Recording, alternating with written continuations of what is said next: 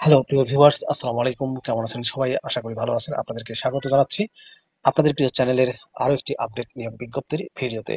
নিয়োগ বিজ্ঞপ্তি প্রকাশ করেছে ভূমি সংস্কার বোর্ড। ৬টি ক্যাটাগরিতে নিয়োগ বিজ্ঞপ্তি প্রকাশিত হয়েছে। পদের নাম, শিক্ষাগত যোগ্যতা কি চাওয়া হয়েছে, কোন পদে কতজনকে নিয়োগ দেওয়া হবে, বিস্তারিত তথ্যগুলো আপনাদেরকে জানিয়ে দিব। আশা করব ভিডিওটি কন্টিনিউ করবেন। আর এরকম লেটেস্ট নিয়োগ বিজ্ঞপ্তির তথ্যগুলো যদি আপনি সবার আগে পেতে চান, তাহলে আপনাদেরকে অনুরোধ করবো আপনাদের প্রিয় এই চ্যানেলটি অবশ্যই সাবস্ক্রাইব করে দিবেন।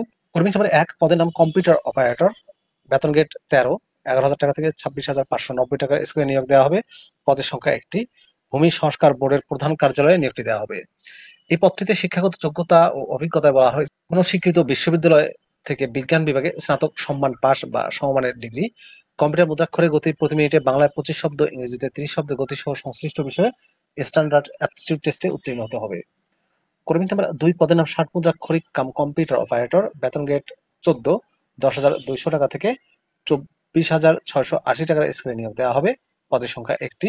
বিভাগীয় উপভূমি সংস্কার কমিশনার কার্যালয় বরিশালের জন্য নিয়োগটি প্রদান করা হবে। শিক্ষাগত যোগ্যতা ও অভিজ্ঞতা বলা হয়েছে কোন স্বীকৃত বিশ্ববিদ্যালয় থেকে দ্বিতীয় শ্রেণী বা সমমানের সিজিপিএতে স্নাতক বা সমমানের ডিগ্রি পাস। কম্পিউটার ব্যবহারে দক্ষতা এবং ব্যবহারিক পরীক্ষায় ৬০ লিপিতে প্রতি মিনিটে গতি বাংলায় ৪৫ শব্দ, ইংরেজিতে ৭০ শব্দ। কম্পিউটার টাইপিং এর গতি বাংলায় ২৫ শব্দ, ইংরেজিতে ৩০ শব্দ। কর্মী নাম্বার ৩, পদের নাম গাড়ি চালক। বেতন গ্রেড হচ্ছে ১৬, ৯,৩০০ টাকা থেকে ২২,৪৯০ টাকা স্কেলে নিয়োগ দেওয়া হবে। পদের সংখ্যা হচ্ছে মোট ৩টি। খুলনা, রংপুর এবং ময়মনসিংহ বিভাগে নিয়োগটি প্রদান করা হবে। স্বীকৃত বোর্ড থেকে জুনিয়র স্কুল সার্টিফিকেট বা সমমানের পরীক্ষায় উত্তীর্ণ। কর্মী নাম্বার ৪, পদের নাম অফিস সহায়ক। বেতন গ্রেড ২০, ৮,২৫০ টাকা থেকে ২০,০১০ টাকা স্কেলে নিয়োগ দেওয়া হবে। পদের সংখ্যা ৩টি। ভূমি সংস্কার বোর্ডের প্রধান কার্যালয়ে ৩ জনকে নিয়োগ দেওয়া হবে।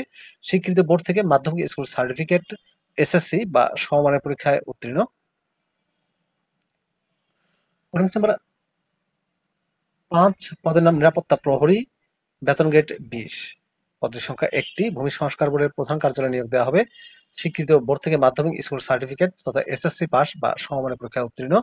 এবং কর্মী নাম্বার ৬, পরিচ্ছন্নতা কর্মী নিয়োগ দেওয়া হবে একজনকে ভূমি সংস্কার বোর্ডে ২০তম গ্রেডে। স্বীকৃত বোর্ড থেকে জুনিয়র স্কুল সার্টিফিকেট বা সমমানের পরীক্ষায় উত্তীর্ণ, অর্থাৎ অষ্টম শ্রেণী পাশে আপনারা আবেদন করতে পারবেন। আবেদনের শর্তাবলীতে বলা হয়েছে সাধারণ প্রার্থীদের ক্ষেত্রে বয়স ১৮ থেকে ৩২ বছরের মধ্যে হতে হবে ১লা মার্চ ২০২৩ তারিখে। লিখিত পরীক্ষায় উত্তীর্ণ প্রার্থীকে মৌখিক পরীক্ষায় অংশগ্রহণের সময় সকল সনদপত্রের মূল কপি প্রদর্শন করতে হবে।